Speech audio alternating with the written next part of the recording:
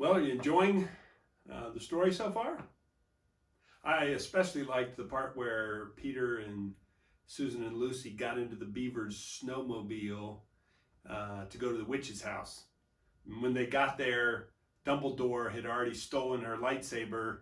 Um, oh, wait, I think that's a different story. Maybe we ought to get back to this one.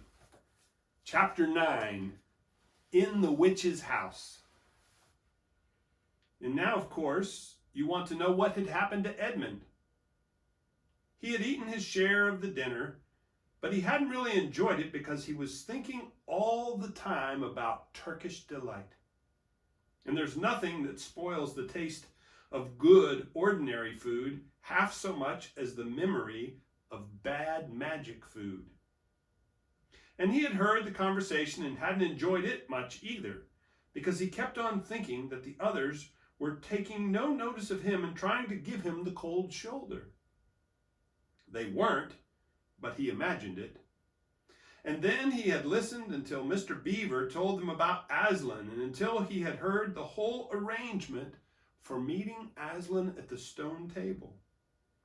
It was then that he began very quietly to edge himself under the curtain which hung over the door. For the mention of Aslan gave him a mysterious and horrible feeling, just as it gave the others a mysterious and lovely feeling. Just as Mr. Beaver had been repeating the rhyme about Adam's flesh and Adam's bone, Edmund had been very quietly turning the door handle, and just before Mr. Beaver had begun telling them that the White Witch wasn't really human at all, but half a djinn and half a giantess, Edmund had got outside into the snow and cautiously closed the door behind him. You mustn't think that even now Edmund was quite so bad that he actually wanted his brother and sisters to be turned into stone.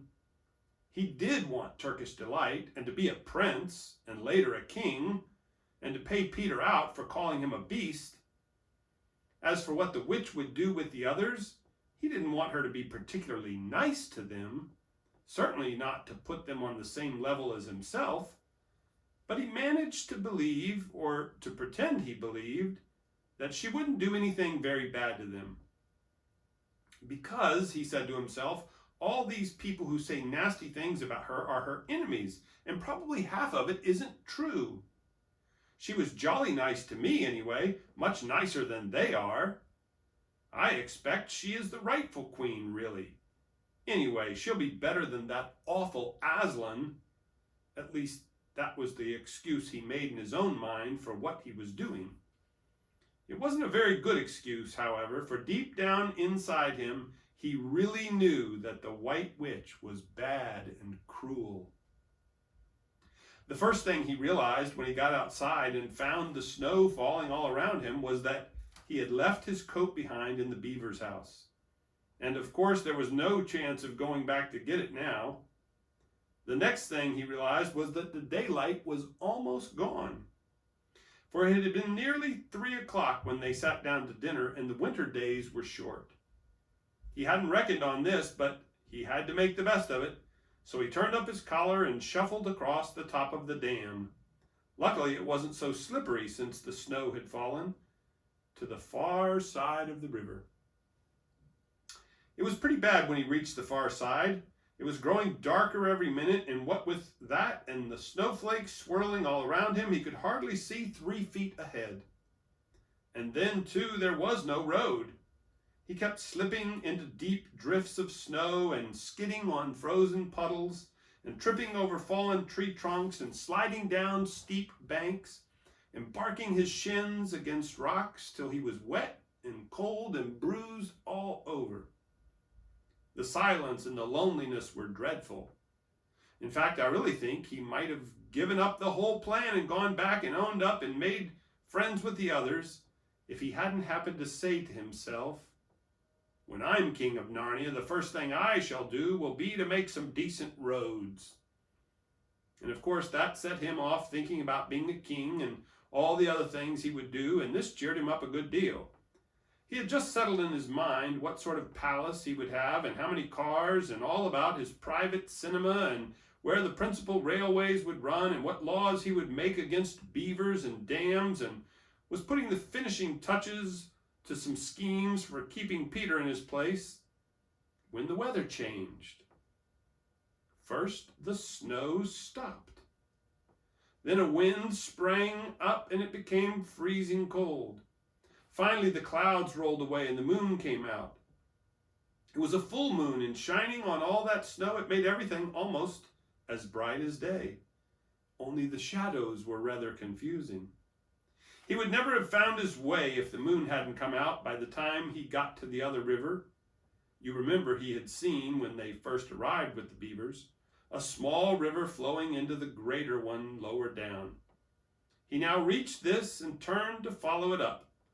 But the little valley down which it came was much steeper and rockier than the one he had just left, and much overgrown with bushes, so that he could not have managed it at all in the dark. Even as it was, he got wet through, for he had to stoop under branches, and great loads of snow came sliding off onto his back. And every time this happened, he thought more and more how he hated Peter, just as if all this had been Peter's fault. There's a couple pictures. First, there's a picture of Edmund walking alone in the wood. And then there's a picture of him when he sees the White Witch's castle off in the distance.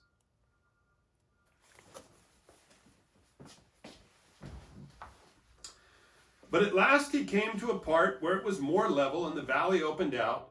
And there on the other side of the river, quite close to him, in the middle of a little plain between two hills, he saw what must be the White Witch's house. And the moon was shining brighter than ever.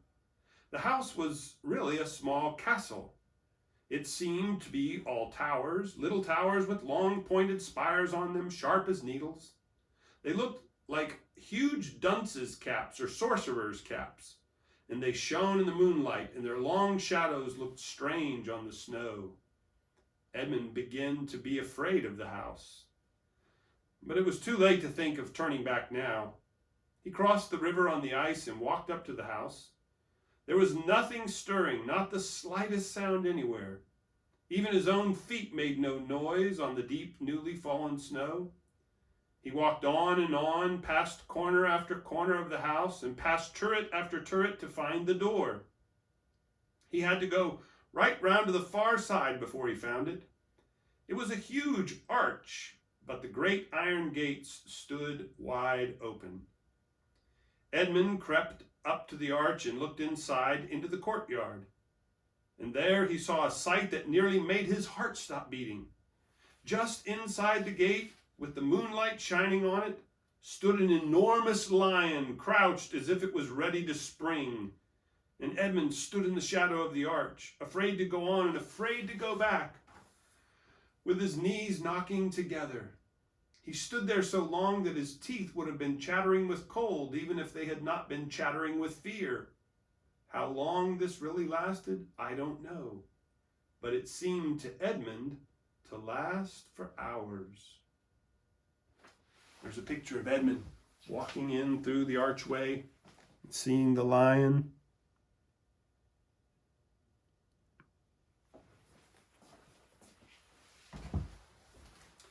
Then at last he began to wonder why the lion was standing so still, for it hadn't moved 1 inch since he first set eyes on it. Edmund now ventured a little nearer, still keeping in the shadow of the arch as much as he could.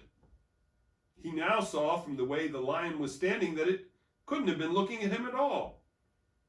But supposing it turns its head, thought Edmund.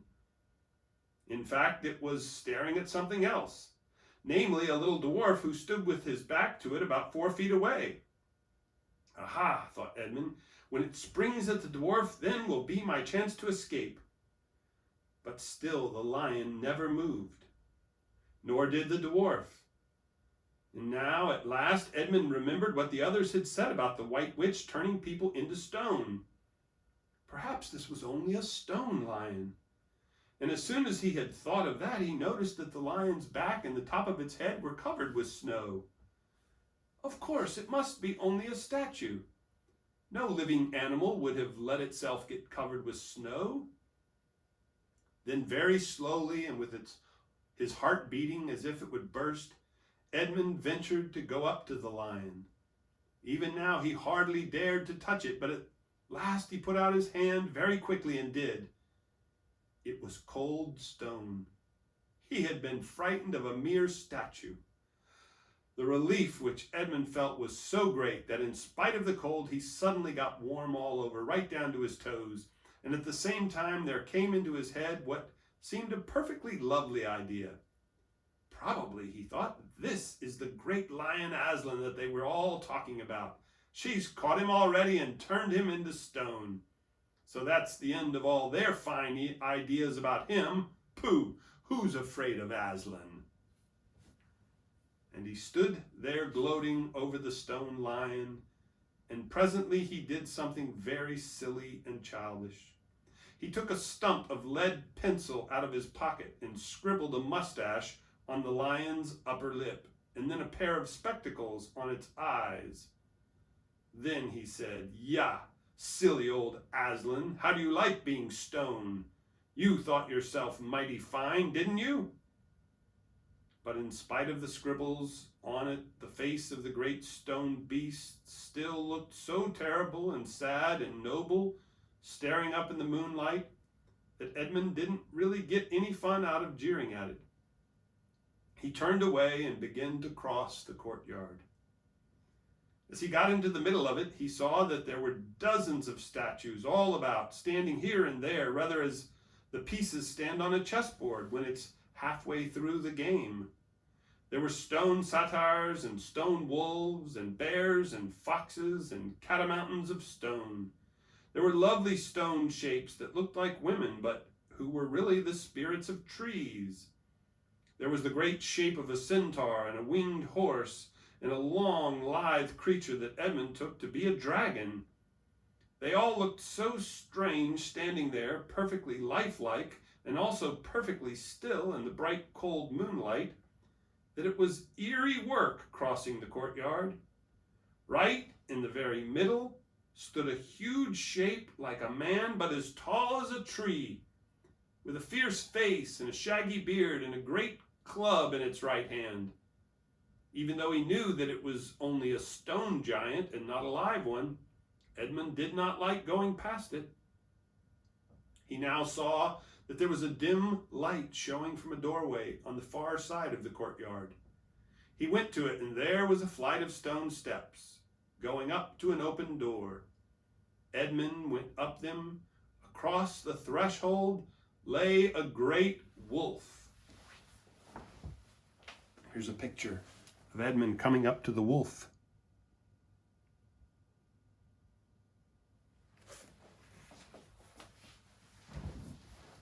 "It's all right, he kept saying to himself. "It's only a stone wolf.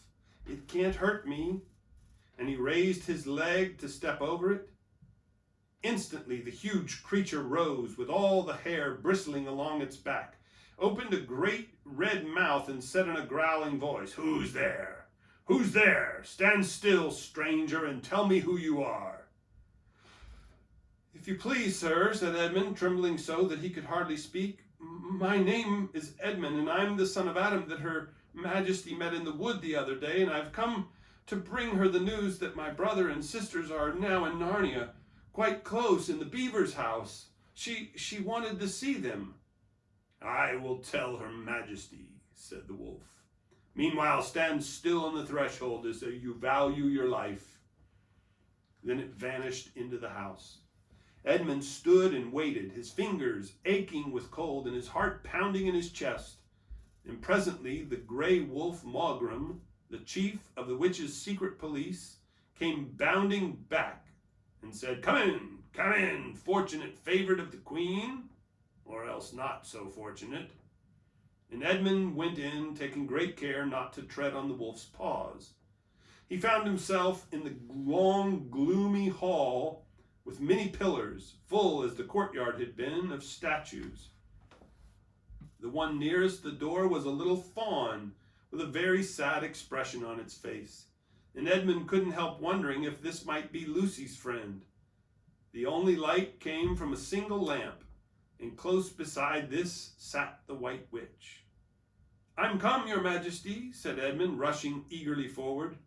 "How dare you come alone?" said the witch in a terrible voice. "Did I not tell you to bring the others with you?"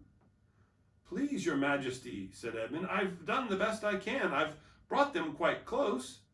They're in the little house on top of the dam just up the river, with Mr. and Mrs. Beaver."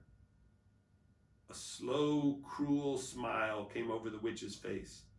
"Is this all your news?" she asked. "No, your Majesty," said Edmund, and proceeded to tell her all he had heard before leaving the Beaver's house. "What? Aslan!" cried the Queen. "Aslan! Is this true, if I find you have lied to me?" "Please, I'm only repeating what they said," stammered Edmund. But the Queen, who was no longer attending to him, clapped her hands. Instantly the same dwarf whom Edmund had seen with her before appeared. "Make ready our sledge," ordered the witch, "and use the harness without bells."